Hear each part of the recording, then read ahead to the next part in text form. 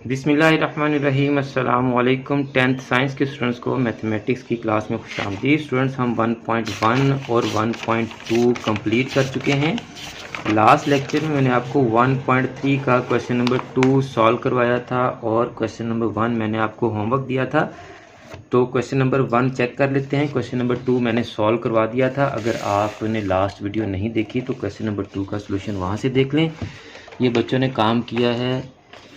तो question number 1, ये आपका क्वेश्चन नंबर 1 है जी। x2 के इक्वल हमने y लेट किया, फ़र्ज़ किया, और x की 4 को हमने x2 की पावर 2 में कन्वर्ट कर लिया।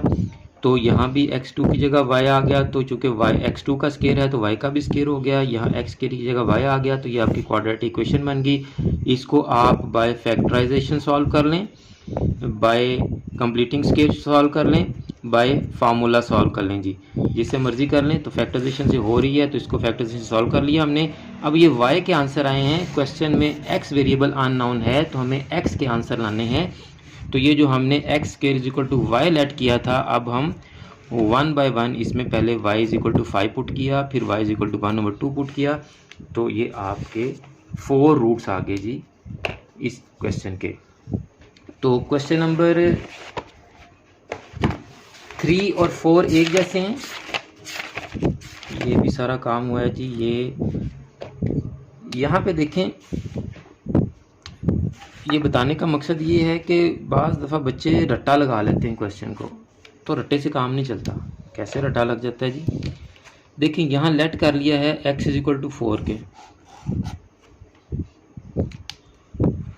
यहाँ लेट कर लिया है x की power 4 is equal to y, जबकि x की power 4 is equal to y let कर लिया है। चलिए फ़र्ज कर लें, और बाकी यहाँ आपने x square is equal to square करके x स्केयर की जगह y पुट कर दिया है, फिर भी कोई बात नहीं। यहाँ पता चल जाना चाहिए कि हम x स्केयर की जगह y पुट कर रहे हैं, जबकि हमने y लेट किया x की पावर 4 के।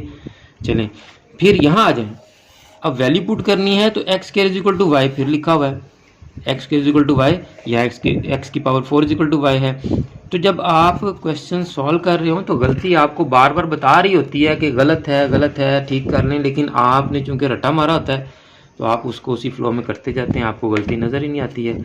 तो ये आपने x square is equal to y let करना है, x स्क्वायर को y के लेट करना है, x की पावर 4 को नहीं। चलें यहाँ एक और आपको हिंट दे देता हूँ कि आपने देखिए यहाँ दो पावर्स हमारे पास, x की पावर 2 है और x की पावर 4 है। इन दोनों में से स्मॉलर कौन सी पावर है, x की पावर 2 या x की पावर 4?